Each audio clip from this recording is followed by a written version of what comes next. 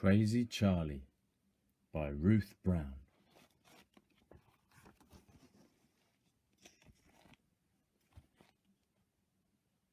In the jungle, by the river, lived the biggest crocodile in the whole world, Crazy Charlie. That is what the other animals called him. He had the most enormous teeth, and he ate everything he saw. He started off in a small way, just munching the odd floating log or canoe. But then he got more ambitious and started to eat jetties and motorboats and bicycles. In fact, anything or anyone anywhere near the river at any time was in danger of being crunched up by Charlie's mighty teeth. People all over the world were shocked and horrified, but this only made Crazy Charlie worse, because the more famous he became, the more he showed off. He started eating houses and trains and factories. Things had gone too far. The people called in the army. The soldiers showered Charlie with arrows to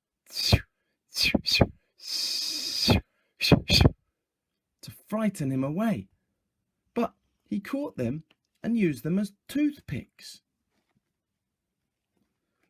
Doof, doof, doof, doof. They shot at him with cannon, but Charlie caught the cannonballs and crunched them up like gobstoppers.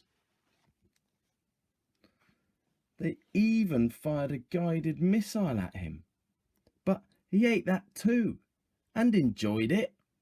The people were in despair, but Crazy Charlie was having the time of his life, being the centre of the world's attention. But one day, something terrible happened to Charlie. One by one, his huge, beautiful, sharp teeth began to fall out. Finally, he was totally toothless. The crowds didn't come anymore. Nobody was frightened of him. Nobody made a fuss. He was no longer big news. Life was very dull for Crazy Charlie. But the other animals enjoyed the peace and quiet. One day, Charlie saw a tourist, the first he'd seen for about 6 months.